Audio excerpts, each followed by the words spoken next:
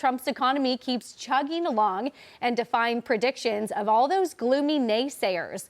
Darren Botello joins us live now from the White House to give us the latest. Hi.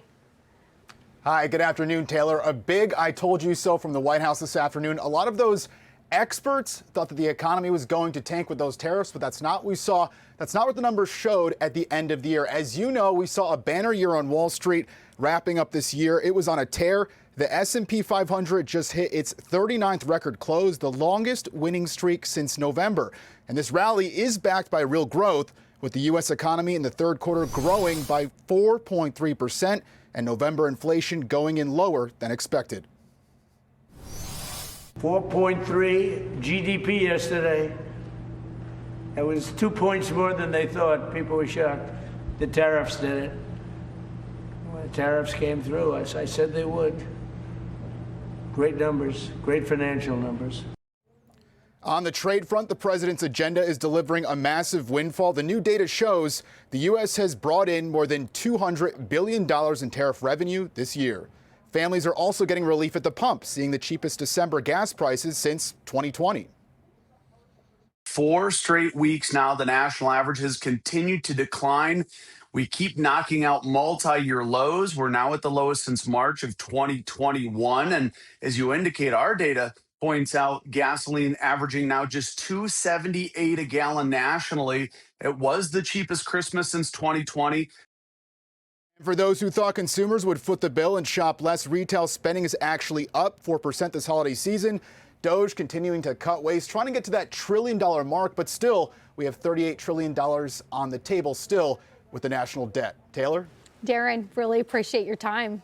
All right, Griff, so jump in here. We were talking last hour about sort of all of the tailwinds that really set us up for a strong 2026, but not everything is rosy. We've talked about, a very cautious consumer this year. How are you thinking about that? Well, and Taylor, that's cautious. That's being smart. We're broadcasting. People are paying attention, particularly on this channel, which gives the best economic advice and analysis that anyone can get. But at the same time, to Darren's point, it was widespread speculation that there was going to be, at best, an economic downturn, at worst, probably a recession. Either way, things are just going to suck because of these tariffs, $200 billion coming in. But let me just tell you something.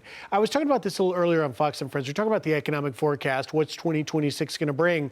And a Border Patrol agent that I met over the years down in Texas texted me while I was on the air. His name's Billy. I'm not going to give the last name to get him in trouble, but he said, hey, just so you know, this morning in New Caney, Texas, I paid $2.07 to fill my tank up. That's tangible. Huge. You can take that and put it in the bank. And at the end of the day, the fact that you have this 4.3% GDP growth, and then, of course, with inflation trickling down, not where the Fed wants it, at 2%, but definitely on the downside, James Freeman in the Wall Street Journal said that the growth of this economy is the most underreported story of 2025. And with the direction things are going, when you have comments like Kevin Hassett and Howard Lutnick saying, listen, this is the early good sign, 2026 is going to be the payoff, you have to wonder, maybe they're right.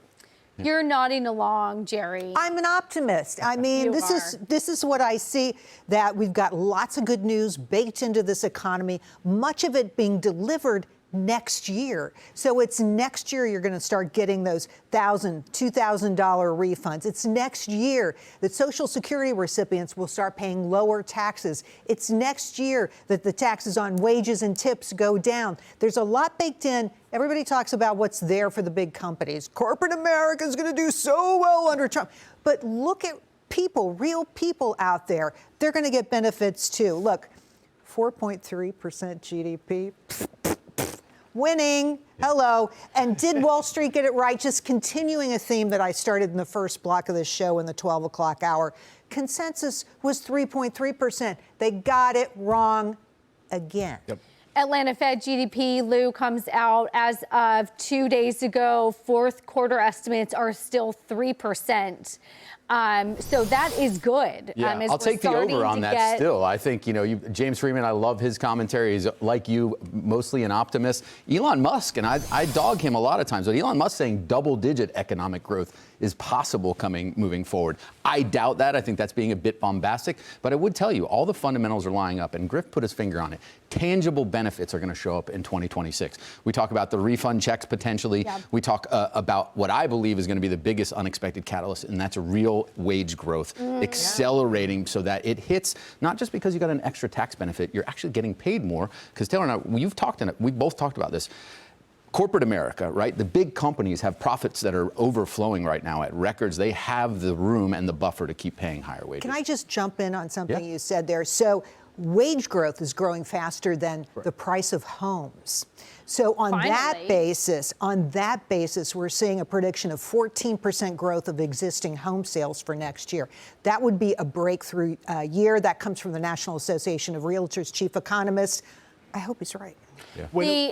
I'll come to you on just one other stat from Larry Kudlow, where he was telling me to look in the PCE report, where it looks at nominal wages. The last report we got, nominal wages were up 5% in the trailing 12 year over year. And so if you think about inflation at 3-ish, that is real wages that are still positive by about 2%. But I think the question is, people still feel like after being underwater, a little extra 2% is great, but I still feel like I'm digging myself out of a hole, and I want to be on top of ground, not still in the hole. Well, that's why the messaging finally was right about a week ago when Trump had his speaking engagement when he spoke. He was focusing on, look, this is real wage growth. We're not saying that you're perfect and you feel like you have all this money, but we are finally growing on a real wage growth basis compared to the past basically 4 or 5 years when we weren't growing. It comes down to the GDP number. I think that tells you basically everything you need to know. Now, does this set a higher bar for next year? Absolutely. Next year has to come in good, because if you have all of this GDP growth, 4.3% year over year, that means we have to even hit the hurdle even more next year.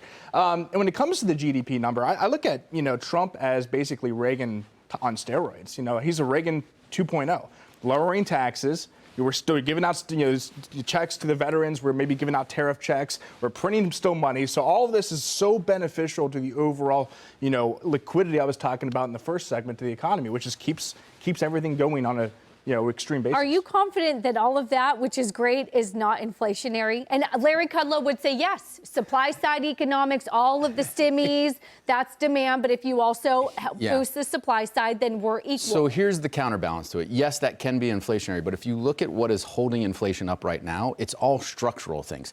Healthcare, real estate, energy. Those are things that the administration are addressing. So they're going to be deflationary forces heading into 2026. So even if you get some inflation coming from more spending on consumers, it's going to be balanced, just like we've seen with AI. AI is the great deflator. Yes. It is making things much more affordable, and no one is factoring that in.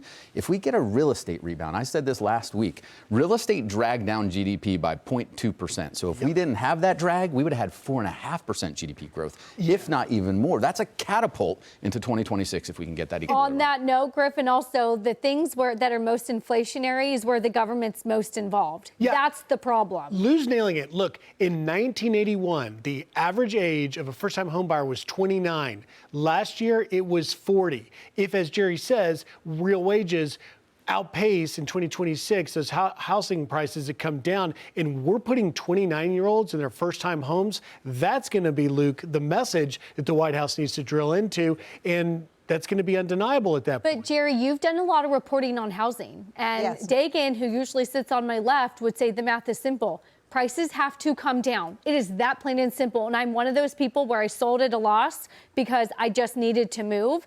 But you're not going to sell at these sky-high prices with mortgage rates still over 6%. So How much do you play with you a little bit on that? Because I understand that there's a huge proportion of Americans who have mortgage rates on their current loan that is 3%, super, super low. But real life occurs. You retire, you want to move. You don't want to be in New York City because you think it's falling apart, so you sell. And maybe because you've been in that house for a long time, you're getting a lot of capital out of that, right? You're getting a lot of money out of that you can deploy to the next house. So I think people make decisions. You have an extra child, maybe 2. You can't fit in your silly New York City apartment. You have to have something bigger. I think it's way oversold, this idea that boomers are never going to get out of their houses. I don't think that's true at all. We see vacation homes continue to sell. Those people are doing something. I'll build on that too, because I think in years past, people have been reluctant to sell because the economic outlook elsewhere wasn't good. There was nothing to counterbalance it. Now, if you tell me the economy is doing much better, you were a perfect example. You sold for a loss because you saw more things optimistically elsewhere in your life. Real estate wasn't the only asset that was up for you.